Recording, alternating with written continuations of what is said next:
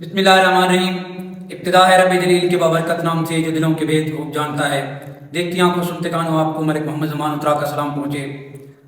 आज हमारा चैनल उतरा भाई लाइक करें, सब्सक्राइब करें और बेल आइकन बटन दबाएं। जी व्यूअर, आज हम आपको बता रहे हैं असली दज्जाल से मुलाकात। असली दज्जाल से किसकी मुलाकात हुई?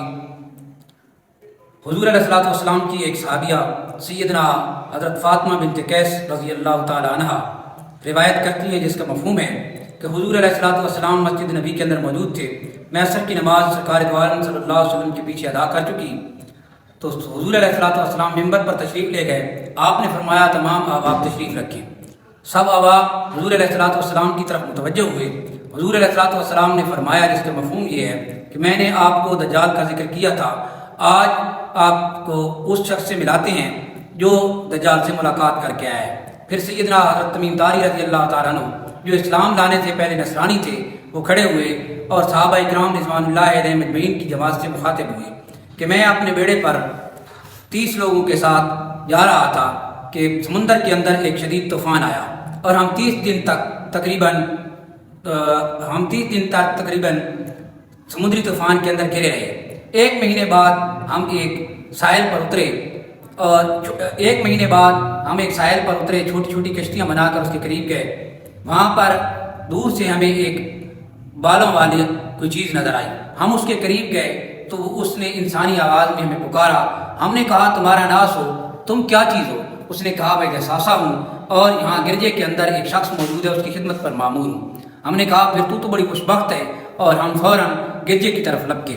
गिरजे के अंदर जब हम पहुँचे तो वहाँ हमने एक कवि हैकल इंसान को देखा जो बड़े बड़े जंजीरों के अंदर जकड़ा हुआ था और उसके माथे पर एक आँख थी और उसके माथे पर लिखा था काफ अलिफ फेरे। वो हमसे मुखातिब हुआ कि आप कौन हैं और कहाँ से आए हैं? हमने कहा, हम अरब से आए हैं। उसने हमें बताया कि तुम ये बताओ कि एक बहरे तिबरिया है, क्या वो आबाद है? हमने कहा, वो नहर तो बड़ी फरावानी के साथ जारी सारी है। फिर उसने कहा, बिसान के जो बागात हैं, क्या उनमें फल आ रहा है? हमने कहा, उसमें भी फल आ रहा है।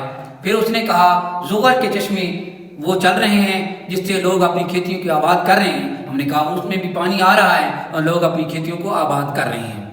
दोस्तों, फिर उसने कहा कि मैं मसीह दज्जाल हूँ और ये बताओ कि उम्मियों के आखिरी नबी जो मक्का के अंदर आएंगे, क्या वो आ गए हैं? हमने कहा, वो भी तशरीफ़ ले आए हैं और उनके लोगों ने उनको हिजरत पर मजबूर किया और वो मदीना तैयबा तशरीफ़ ले गए हैं। फिर उसने कहा कि वो जो नबी आखिर ज़मान नबी आए हैं, क्या वो फ़ाते हो गए हैं? हमने कहा, वो फ़ाते हो गए हैं। और उसने कहा, वो ज़माना करीब है जब उनकी उम्मत के लोग दीन से दूर हो जाएंगे और ज़ुगर के चश्मे खुश्क हो जाएंगे, बहरे तिबरिया वो भी खुश्क हो जाएगी और विसान का वो नखलिस्तान खजूरों का बाग भी वीरान हो जाएगा। भाइयों, आज के दौर के अंदर बिसान का वो बाग बिल्कुल वीरान हो चुका है और वहाँ पर कोई घास नहीं उगती। उसके अलावा वो ज़ुगर के चश्मे खुश्क हो चुके हैं और बहरे तिबरिया बिल्कुल खुश्क होने के करीब है। भाइयों, दोस्तों, बुजुर्गों, दज्जाल ने कहा कि मैं अनकरीब यहाँ से निकाला जाऊँगा और 40 दिन के अंदर पूरी दुनिया के अंदर फैल जाऊँगा और दुनिया का कोई ऐसा हिस्सा नहीं होगा, कोई देहात, कोई शहर, कोई गाँव ऐसा नहीं होगा जहाँ मैं पहुँच ना सकूँ। सिर्फ 2 मकामात होंगे, मक्का और तैयबा, और वहाँ मैं नहीं जा सकूँगा। वहाँ पर जिस रास्ते से मैं दाखिल होने की कोशिश करूँगा, वहाँ पर फरिश्ते मुतय्यन होंगे और नंगी तलवारें हाथों में लिए खड़े होंगे, जहाँ से मैं उसके अंदर दाखिल नहीं हो सकूँगा। वो मक्का और मदीना है। हुजूर अलैहिस्सलातु वस्सलाम ने मिंबर पर बैठे हुए ज़मीन पर लकड़ी मारी और फरमाया, यही वो तैयबा है, यही वो तैयबा है।